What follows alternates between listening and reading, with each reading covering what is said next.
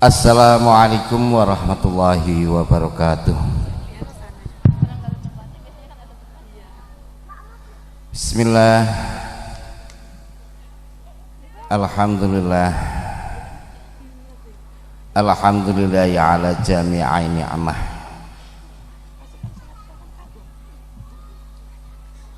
Asyhadu an la ilaha illallah wahdah. Sadaqa wa'dah wa nasara 'abdah wa a'azza jundahu wa zamal ahzab wahdah.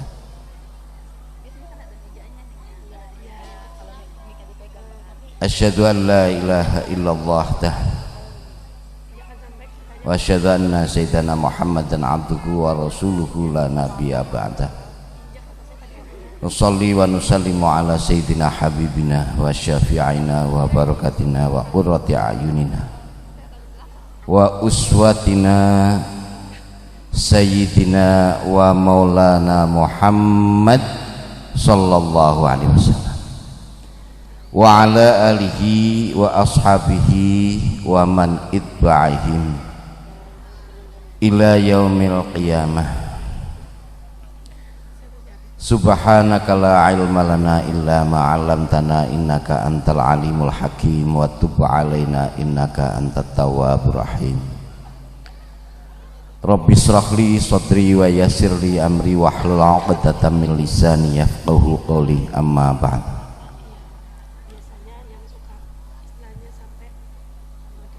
Hadratil muhtaramin wa mukarramin,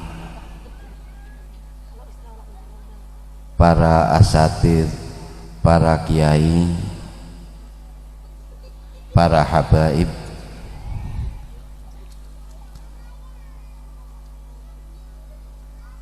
yang insyaallah saya harap selalu barokah manfaat ilmu dan amalnya.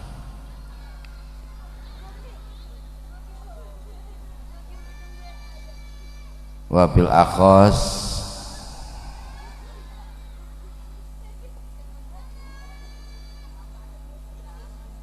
banaina Al-Karim Ustadz Rahmat,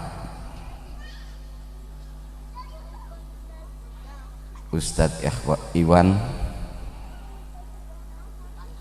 beserta keluarga dan para santri yang saya hormati, para tokoh pemuka agama yang lain yang hadir pada kesempatan kali ini, yang mohon maaf tanpa menyebut nama mulia Anda tidak mengurangi rasa hormat saya. Yang saya hormati, saya muliakan para tokoh masyarakat yang ada di desa apa ini? Desa Jaya Sampurna. Yang saya hormati, yang saya muliakan, ma'asyiral muslimin wal mukminin jami'ah Nahdlatul Ulama dan keseluruhannya saja yang saya hormati, yang saya muliakan dan yang saya banggakan. Pertama-tama marilah kita memanjatkan rasa syukur kita kehadirat Allah Ta'ala, bersama-sama membaca kalimat tahmid alhamdulillahirabbil alamin, bahwa pada malam yang berbahagia ini, yang insya Allah penuh barokah, di majelis yang penuh barokah, membawa keberkahan pada kita semua, bertemu dengan orang-orang soleh yang penuh barokah, membawa kebarokan buat kita semua. Mudah-mudahan berkah di rizkinya, berkah di keluarganya, berkah di kehidupannya, dunyanan wa ukhrawiyan, Allahumma amin. Yang kedua, sholawat dan salam kita aturkan pada junjungan Nabi Agung Muhammad sallallahu alaihi wasallam beserta keluarganya, para sahabat, para tabi'in, para atbi'ut tabi'in, para aulia yang mengikuti para tabi'in atau atbi'ut tabi'in, dan para kiai-kiai, simbah-simbah kiai yang mengikuti para aulia dan orang-orang yang mengikuti kiai-kiai yang insya Allah sanadnya ruhan wa ilman itu mutasil sampai dengan junjungan Nabi Agung Muhammad sallallahu alaihi wasallam. Dan mudah-mudahan kita semua yang hadir di sini beserta keluarganya, baik yang masih hidup ataupun yang sudah meninggal, dicatat oleh Allah Ta'ala dimasukkan sebagai bagian umatnya Rasulullah Sallallahu Alaihi Wasallam dan mendapatkan syafaat besok di hari kiamat. Allahumma amin. Para bapak-bapak, ibu-ibu yang saya hormati, mohon maaf sebelumnya saya perkenalkan, nama saya Umam Amalul Umam, Muhammad Amalul Umam. Asli saya Kebumen. Ya alhamdulillah lahir di Kebumen. Barangkali di sini banyak warga Kebumen enggak? Banyak. Oh, alhamdulillah. Kebetulan saya hadir memang 2 hari yang lalu, tepatnya Jumat sore saya sampai di Cikarang. Saya tidak mengira disuruh maju di podium kayak gini, jadi tidak ada persiapan belas. Pertama tadi disebut terlalu berlebihan sekarang, misalnya syekhina wa murabbi rohina as-sayyid segala macam. Benarnya saya bukan sayyid, yang sayyid itu mbah saya itu loh, bapak saya mungkin itu loh ya. Kalau potongan saya sayyid itu tidak ada potongan, karena sayyid itu maknanya pemimpin, orang yang pantas di depan. Sementara kalau saya ada acara kayak gini seneng ngumpetnya di belakang, Bu. Terutama kalau rojabiah. Kalau di kampung itu rojabiah itu ada istilah RRT di kampung saya.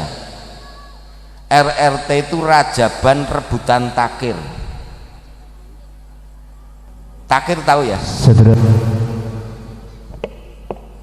Kaget ya.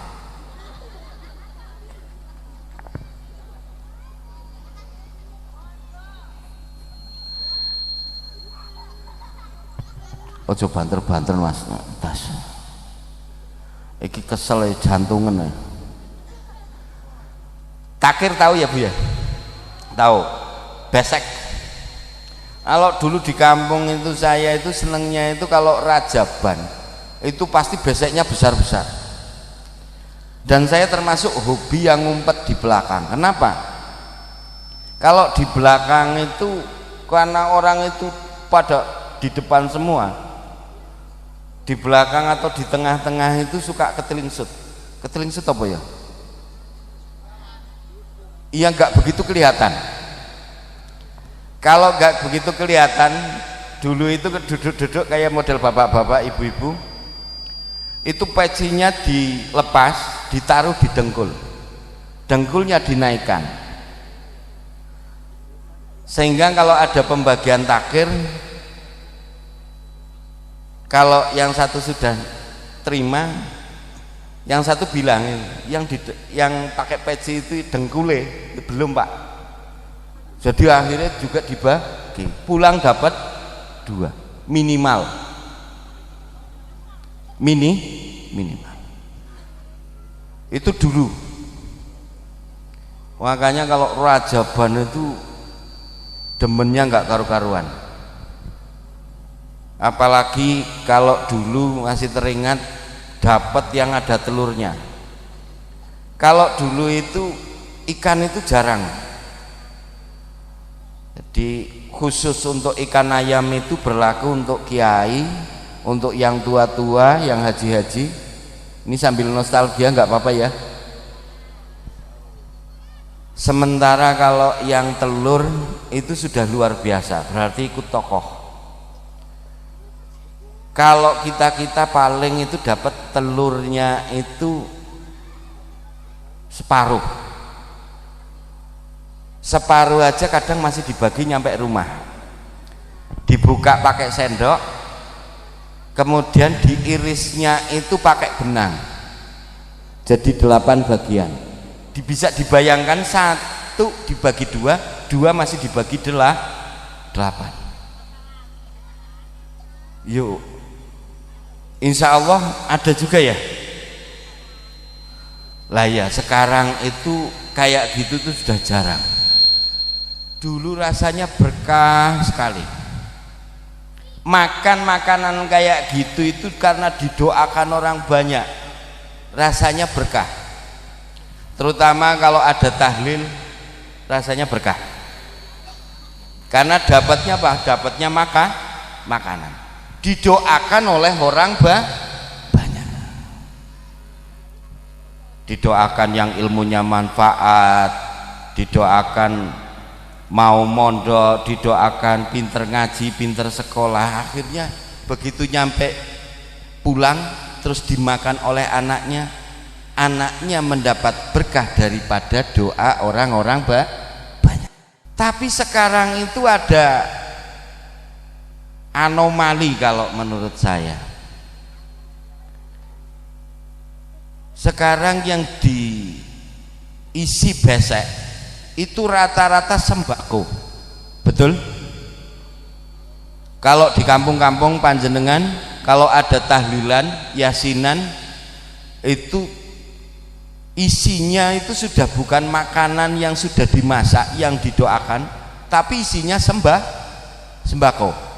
Ada minyak goreng. Kalau dulu minyak goreng, sekarang sedang jarang ya Bu ya, lagi mahal. Ada beras, ada gula, ada kecap, ada teh, ada Indomie atau Supermie, sarden kalau yang punya.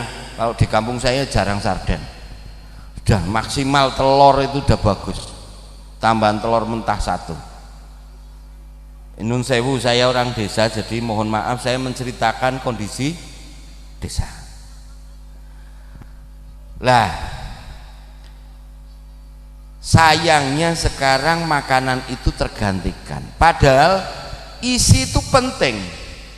Hasil doanya orang-orang banyak, begitu dimakan enak, pulang anaknya insya Allah soleh wa solehah. Tapi begitu diganti dengan sembako, produknya Indomie itu didoakan oleh Lim Suliong. Doanya apa? Laris, iya kan? Yang punya pabrik kecap Cina, doakan laris. Yang punya pabrik minyak Cina, doanya laris. Atau bukan Cina ya, yang punya warung, doanya mudah-mudahan laris. Walhasil berimbas juga pada anak kita. SMP sudah ada yang minta untuk menikah alias laris. Iya apa enggak? Salah doa.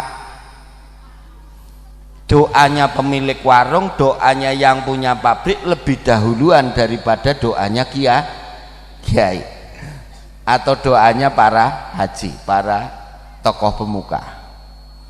Walhasil begitu dibagikan, larisnya lebih dahuluan dibandingkan solehnya. Yang kedua, saya itu sebenarnya nggak bisa ngaji dan bukan kiai. Kalau di sini ada kiai itu juga keliru. Yang bapak saya yang kiai, saya terima anak kiai, maka saya suka dipanggil Gus saja. Gus itu menghormati bapak saya nggak merasa untuk perlu dihormati. Jadi orang memanggil saya Gus itu karena menghormati bapak saya, mbah saya, bukan menghormati kapasitas saya. Yang kebetulan karena bapak saya kiai, kakak saya kiai, saya dianggap bisa ngaji. Kebetulan juga pernah mondok, padahal yang mondok itu ya kayak ini teman-teman santri, rata-rata mukur dondon turu tok. Ini yang guyu kroso kayak nih, biasa cuman tidur asal dapat wesel dari orang tua ngertinya ngaji padahal cuman tidur, kadang yang bolos nonton TV, berulang kali ditakjir sama pengurus, masih nggak kapok-kapok. Ini saya. Jadi begitu lolos keluar pondok dianggap bisa ngaji itu sebenarnya ya keliru. Ya barokahnya bapak saya, mbah saya, kemudian saya dipanggil, disuruh ngomong, itu saya juga bingung mau ngomong apain. Tapi mudah-mudahan ini menjadi manfaat kita semua, Allahumma amin. Para bapak, para ibu yang saya hormati, maka oleh karena itu saya nggak mau lama-lama, insya Allah 5 menit bubar lah, nggak apa-apa, yang penting berkah. Para bapak, para ibu yang saya hormati, kebetulan kemarin juga baru sakit, kemudian sampai di Cikarang itu nyetir sendiri sama istri saya. Ini cerita setir ini jadi teringat kiai saya dulu, asmanya Mbah Misbah Bangilan. Itu punya cerita lucu santri dan kiai soal setir menyetir. Jadi kalau Anda nanti jadi kiai ataupun menjadi santri, usahakan mendekat pada kiai. Ini cerita barokahnya dekat dengan kiai. Suatu kali Mbah Misbah itu diaturi pengajian. Nah kalau pengajian itu apalagi rajaban, di sana loh, di kampung ya, tentu di kota beda. Kalau di kampung itu rajaban itu berbeda dengan mauludan. Maulud itu beseknya agak sedikit, tapi kalau rojabiah, oh itu hancur-hancuran, pokoknya gede-gedean. Mungkin sering diposting itu kalau di Kebumen itu bisa tingginya sampai 1,5 meter, Bu. Itu besek satu orang, bisa dibayangkan, bawahnya aja susah. Saya pernah ngaji itu di daerah kayak gitu, itu sampai kambing itu dibawaan, saking pengen dekat kiai. Loh, ini jatah kiai itu biasanya ugal-ugalan. Lah santri itu saking pinginnya dekat sama kiai, ya dawuhi supaya nyupiri. Nah kebiasaan ini barokah ya, barokahnya kiai fit dunya wa fil akhirat. Di dunia saja itu berkah. Begitu tahu kiai itu, Mbah Misbah itu bawa santri, akhirnya kan panitia nyepake itu apa? Memaketkan 2, satu itu untuk biasanya kiainya, yang satu buat supirnya. Yo kasihan kalau supirnya sampai nggak dikasih gitu loh, kan biasanya begitu ya. Lah kebiasaan begitulah. Mbak Misbah itu bawa santri santri itu. Begitu nyampe sana pulang itu dapat dua. Suatu besek besar, cuman itu pakai taplak dibungkus. Yang satu agak kecil. Nah, karena pikirannya dapat dua, Mbak Misbah itu begitu kondur. Yang satu yang besar itu diantar ke dalam, kemudian yang untuk yang kecil Mbak Misbah ngendika sing cilik nggo kowe bae, yang kecil buat kamu saja, udah buat anak-anak kamu. Begitu dapat amplop itu dua, yang satu tebal, yang satu tipis. Nah, pikiran Mbah Misbah yang tebal itu ya yang punya kiai, yang tipis milik santri.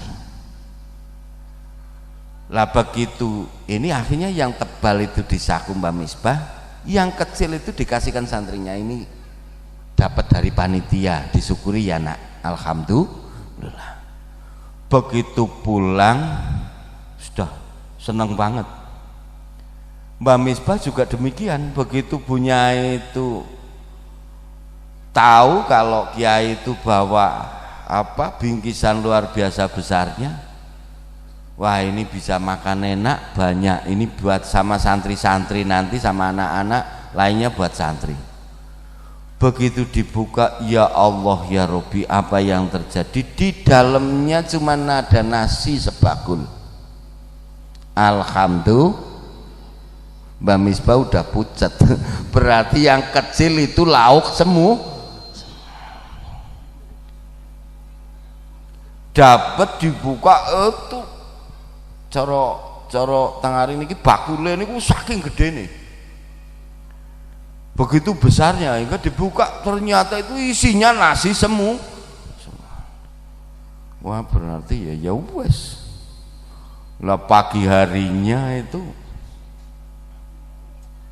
sang santri itu datang mau nyuci mobil kiai sambil senyum-senyum, bilang sama Mbak Misbah, alhamdulillah terima kasih kiai, tadi malam itu saya belum pernah makan seenak itu, cuman kok nggak ada nasinya ya.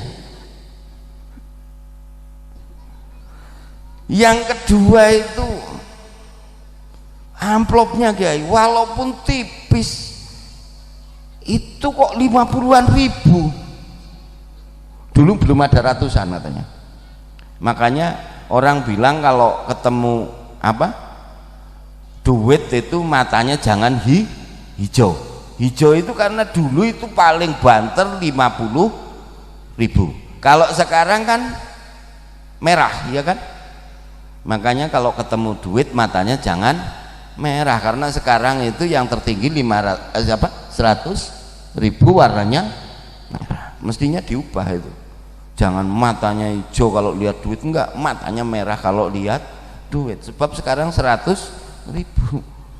Lah Mbak Misbah buru-buru karena malamnya belum sempat dibuka. Begitu dibuka 1000-an semua, tebal tapi 1000-an semua. Alhamdulillah, itu berkahnya nderek kia, berharap aja sering.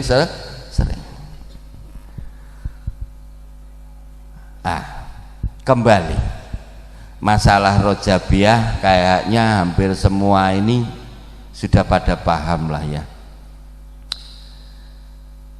Rojabiah itu berawal dari peristiwa Isra Mi'rajnya baginda Rasulullah Sallallahu Alaihi Wasallam. Bu, biasanya yang agak seneng ngerumpi ibu-ibu.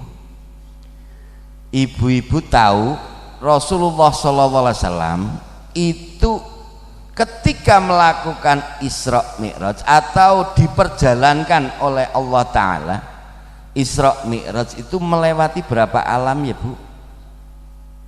Ada yang tahu?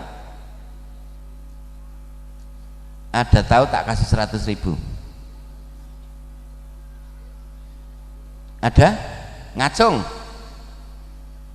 Itu kebetulan saya bawa dompet. Serius. Ada berapa alam? Rasulullah SAW itu diperjalankan oleh Allah Ta'ala dalam Al-Quran, subhanalladzi asra bi'abdihi lailan minal masjidil harami ilal masjidil aqsa alladzi barakna haulahu linuriyahu min ayatina innahu huwas sami'ul basir. Mohon maaf saya tidak bisa melagu, bukan apa-apa, suara saya lagi sumbang banget ini karena suaranya lagi parau, cuman kok ya tadi wedangnya telat gitu. Jadi saya kesini ya masih parau, ini wong belum minum, tapi kalau ditempelin di atas panggung kayak gini minum nggak enak. Ini panitia kurang peka ini. Orang mestinya kalau bunyi burung itu mau berkicau banter bagus, dikasih minum dulu. Enggak minumnya itu pas lagi lomba, enggak boleh sama panitia lomba burung itu pasti enggak boleh. Iya kan? Ini enaknya diminum apa enggak enak? Masalah banget. Subhanalladzi asra bi'abdihi lailan minal masjidil harami ilal masjidil aqsa. Ayatnya mengatakan subhanalladzi asra bi'abdihi lailan. Saya kupas sedikit-sedikit biar ketok ngaji. Subhana itu menunjukkan ayat tersebut diawali dengan kata subhana, biasanya ada peristiwa yang sangat luar biasa, yang mengagumkan. Ayat-ayat di dalam Al-Quran kalau memakai awalan subhana itu pasti luar biasa. Konteksnya seterusnya itu allazi asra bi'abdihi lailan. Asra yang menjalankan pada malam hari. Jadi kalau peringatan Isra Mi'raj itu sebenarnya ada dua hal. Pertama Isra, kemudian yang kedua Mi'raj. Ini hal yang berbeda, cuman terangkai dalam sebuah rangkaian peristiwa. Isra konteksnya adalah berjalan pada malam hari. Jadi kalau ronda itu juga disebut Isra. Cuman sampean kan sambil lihat-lihat barangkali kemarin tetangga yang pulang itu masih ada di rumah atau tidak kan gitu. Apalagi anak gadis ini kebetulan santri-santri aja juga yang masih bujang gitu. Lah konteksnya kenapa hal ini ditegaskan oleh Allah, sebab pada saat itu peristiwa Isra Mi'raj itu adalah peristiwa yang sangat menakjubkan, tidak masuk di akal versinya orang saat itu.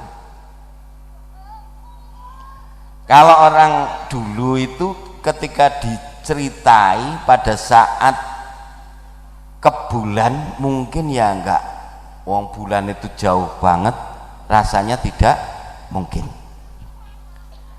Atau katakanlah kalau zamannya handphone itu belum tenar, ada bapak ibu ada di Jakarta, ada di Cikarang, sementara orang tua ada di Jawa, kok bisa omong-omongan, bisa berbicara, bisa tahu sedang apa? Pada saat dulu bisa dibayangkan enggak? Masuk akal enggak?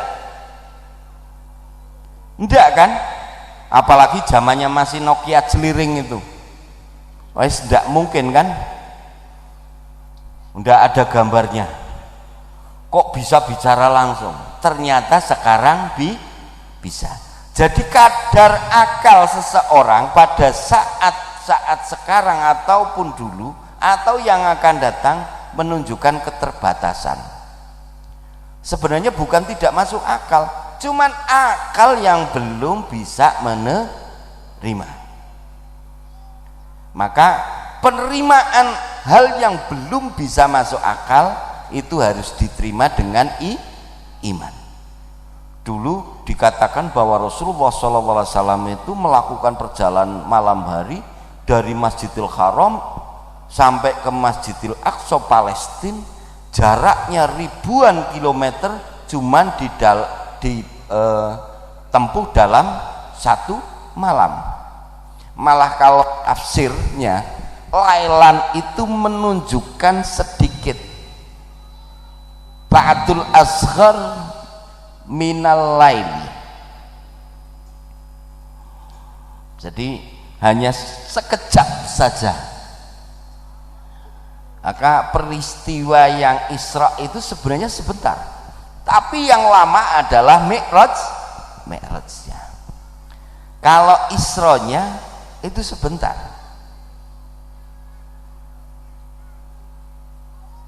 Dulu itu orang tidak percaya, kok bisa?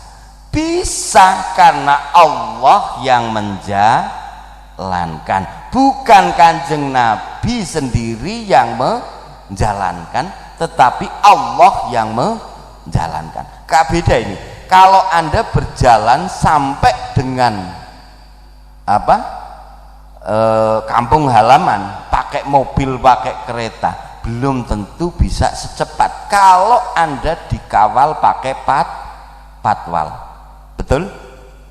Apalagi pas lebaran pulang sekan, pulang itu luar biasa.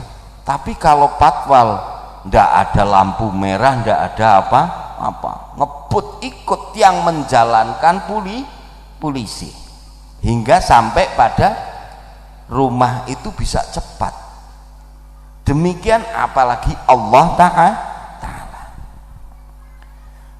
Nah, kalau bahasanya malam, sepanjang malam itu kalau bahasa Arabnya sebenarnya, kalau bahasa balaghahnya layal. Wa fi ba'di layali, dalam sebagian seluruh malamku. Katakan unsika bi mahabbatin, aku merindukanmu dengan cintaku. Itu kalau orang santri biasanya dulu kayak gitu, suka berpuitis, tapi yang belajar. Kalau yang enggak tidur ya enggak ngaji. Jadi kalau layal itu sepanjang malam, tapi kalau lailan itu bentuk sepenggal malam, sekilas tok. Lah, ketika diperjalankan ini Rasulullah SAW mengalami alam yang disebut alam nasut. Alam apa, Bu? Alam nasut. Dengerin enggak sini? Enggak, pulang lah saya lah. Enggak didengerin. Alam nasut, alam manusia. Jadi dari Rasulullah SAW menempuh dari Masjidil Haram sampai Masjidil Aqsa, ini disebut alam nasut, alam manusia. Begitu Rasulullah SAW alias semua manusia bisa mengikuti. Tapi begitu Kanjeng Nabi itu diangkat dari langit pertama sampai dengan langit ketujuh, itu yang disebut alam malakut, di mana Rasulullah SAW bertemu dengan para nabi. Ada Nabi Ibrahim, ada Nabi Musa, ada Nabi Adam, dan lain sebagainya. Ini alam malakut. Maka malaikat Jibril masih bisa mengikuti, tapi dari sampai dengan Sidratil Muntaha malaikat Jibril gak bisa ikut. Sidratil Muntaha, kemudian Rafrafil Akhdar, Mustawa sampai Arsy. Ada 4 etape yang dilalui, ini yang dinamakan alam lahud, alam ketuhanan, di mana jangankan manusia, Nabi cukup sampai dengan alam malakut. Malaikat Jibril cukup sampai di alam malakut, tapi Rasulullah SAW baginda itu bisa terangkat sampai dengan alam lahud hingga dipertemukan dengan Allah Ta'ala, dan momen itu diabadikan di dalam sholat. Di mana, Bu? Saat duduk tasyahud. Ada assalamualaikum ayyuhan nabiyyu wa rahmatullahi wa barakatuh. Assalamu alaina wa ala ibadillahi sholihin. Pertama salamnya Allah. Assalamualaikum ayyuhan nabiyyu wa rahmatullahi wa barakatuh. Ada hadis yang hanya sampai dengan warahmah. Dijawab Kanjeng Nabi itu saking sayangnya dengan kita, dengan umatnya, ndak cuman pengen diselamati cuman sama Kanjeng Nabi dok. Maka assalamu alaina wa ala ibadillahi sholihin. Ini peristiwa, jadi nama-nama panjenengan yang insya Allah zahiran wa batinan ikut Rasulullah SAW ini sudah diakui eksistensinya oleh Kanjeng Nabi di Sidratil Muntaha. Seneng apa seneng? Nah, ini Anda dibawa semua sama Kanjeng Nabi. Kanjeng Nabi nggak mau selamat cuman sendiri. Assalamu alaina wa ala ibadillahi sholihin. Ini Rasulullah SAW luar biasa. Tapi malam ini saya nggak kepengin cerita panjang lebar tentang peristiwa Isra Mi'raj. Kayaknya banyak yang sudah menerangkan tentang Isra Mi'raj itu. Saya kemarin dapat pesanan dari Ustadz Iwa, ya rukun gimana menghadapi hidup, dan seneng untuk meramaikan rumah-rumah Allah. Para bapak, para ibu yang saya hormati, Rasulullah SAW itu mendapatkan Isra Mi'raj setelah 10 tahun kenabian. Jadi beliau diproklamirkan nabi lewat peristiwa turunnya Al-Quran pertama kali di Gua Hira, itu jelang 10 tahun.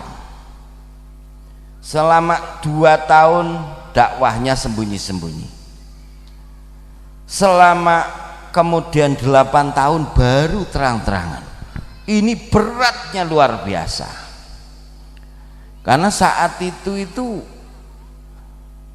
masyarakat semua menentang, sudah menjadi kebiasaan ada gini begini. Oleh Rasulullah SAW disampaikan diganti. Yang tadinya menyembah oleh orang-orang jahiliyah, betul-betul jahil, Bu. Di sana orang Arab itu jahil. Ini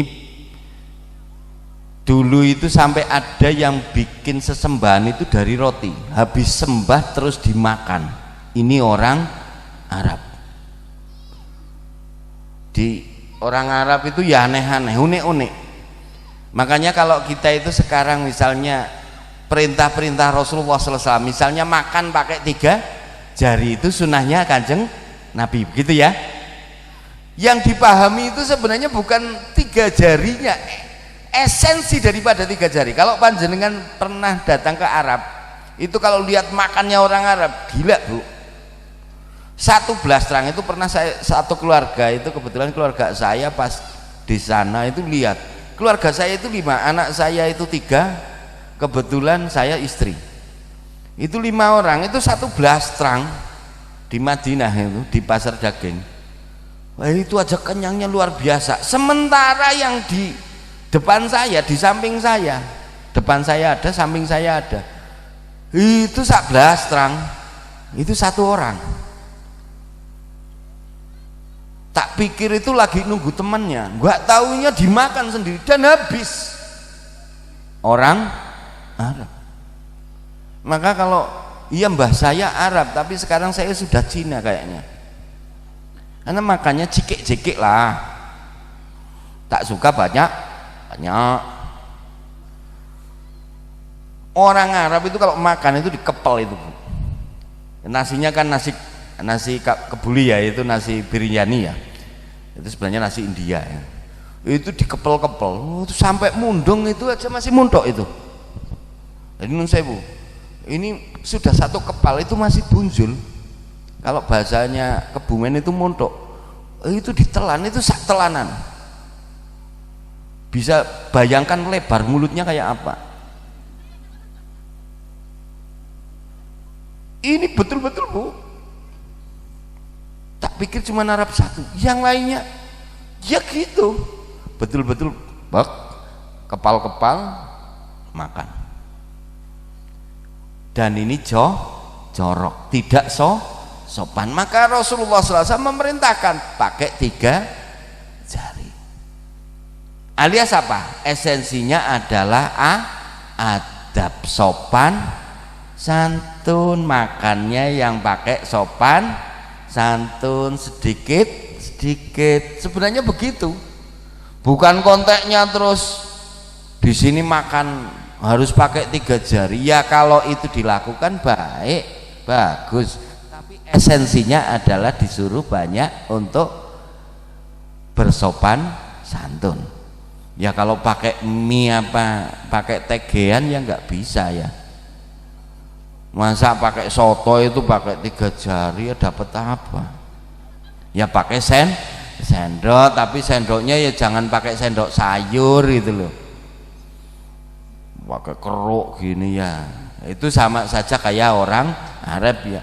Tapi juga jangan pakai sendok teh yang kecilnya luar biasa. Kapan selesainya? Lah, Rasulullah SAW itu mendapat tekanan yang luar biasa. Bisanya Rasulullah bertahan sampai 8 tahun. Ini kalau enggak di backup sama pamannya Abu Thalib dan istrinya Sayyidatina Khadijah. Ini makamnya di Maklah. Kalau ibu berkesempatan datang ke Mekah, jangan lupa ziarah ke Jannatul Maklah. Sebab di sana ibu, bu, dengerin ya. Pemimpin Anda besok di sorga namanya Khadijah binti Khuwailid. Siapa Bu? Khadijah binti Khuwailid, Ummul Mukminin yang besok memimpin panjenengan menghadap Allah, sowan dengan Allah Ta'ala. Itu mohon maaf bukan Aisyah, tapi Siti Khadijah. Betul, Sayyidatina Aisyah cerdasnya luar biasa, cantiknya luar biasa, tapi yang memimpin ke Allah besok Khadijah binti Khuwailid, istri pertama Kanjeng Nabi. Makanya kalau kepengin besok dipimpin bareng-bareng sowan, kalau habis Fatihah, hadiah Fatihah itu dengerin ibu-ibu yang punya istri, suruh Fatihah dengan Khadijah binti Khuwailid ya. Serius ini. Kalau ibu berkesempatan pergi umroh ataupun haji, sowan,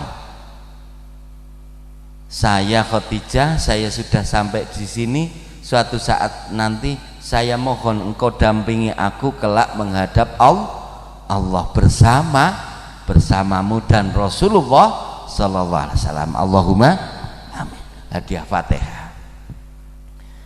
Siti Khotijah ini yang luar biasa. Beliau saudagar kaya, hartanya miliaran, habis untuk Islam.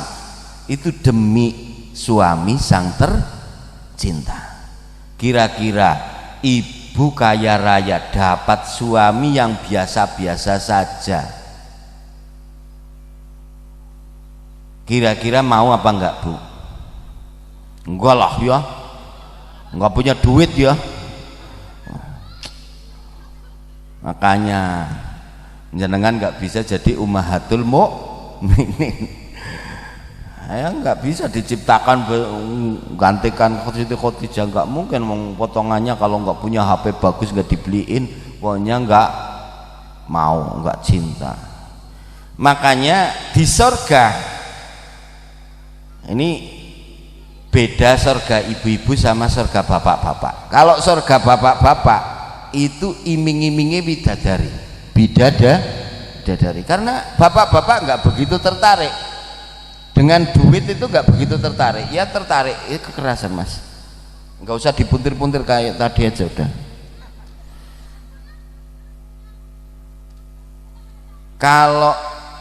Tapi kalau bapak-bapak mbok sudah punya istri, itu kalau lihat wanita itu ya masih tertarik, padahal dia sudah loyo itu.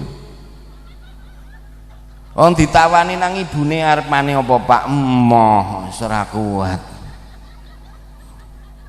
Ibunya ketawa karena udah ngalami, ditawani masih enggak doyan. Bapak is loyo wis. Enggak lah, tiap malam begitu ya enggak enak ya. Kalau manten baru semangatnya luar biasa, setahun 2 tahun, apalagi udah tua kayak saya, seminggu sekali belum tentu, males. Bukan nggak punya nafsu, kadang kan sudah males, ya udahlah, udah capek, udah. Tapi walaupun sudah nafsunya sudah kendor kayak gitu, herannya lihat ada barang bagus, apalagi mohon maaf ya, model-model jilbabnya penyanyi dangdut, tahu ya, rapat tapi bawah itu luar biasa, kayak mau berangkat senam itu loh. Bapak le mendelek nemen, Masya Allah. Iya, ini kelihatan itu. Mau tidak dipandang mubazir, dipandang kok ya dosa, kan kayak gitu ya. Tapi dosa itu kan kalau lama-lama Pak, lama-lama dosa. Kalau sebentar nggak apa-apa, tak belani jenengan. Ya sebentar maksudnya sekilas lewat sudah gitu loh, nggak usah dipandang terus. Kalau itu dosa, udah cukup sekali. Loh, pengalaman, jangankan kiai ya, jangankan kiai, mohon maaf, ini saya buka-buka kartu aja. Nabi saja juga begitu. Nabi Musa alaihis itu begitu berjalan, di belakangnya putrinya Nabi Yakub, 2 cewek melenis, kempole ketok. Di Al-Quran ada enggak? Ada. Maka Nabi Musa menyuruh saya yang di depan, sebab aku enggak kuat kalau lihat kempolmu sama bokongmu gitu loh. Sudah saya yang di depan, makanya kalau jamaah itu nggak mungkin putri yang di depan. Coba bayangkan kalau lagi rukuk apa sujud, jenengan mesti ngeres kok ya enggak, yang kakung-kakung ini ketawa pakai ditahan, malu sebenarnya, tapi ya sekaligus betul sokeh jidan. Nah ya, makanya perempuan di belakang, nggak mungkin di depan pada sholat. Bisa dibayangkan kacaunya luar biasa.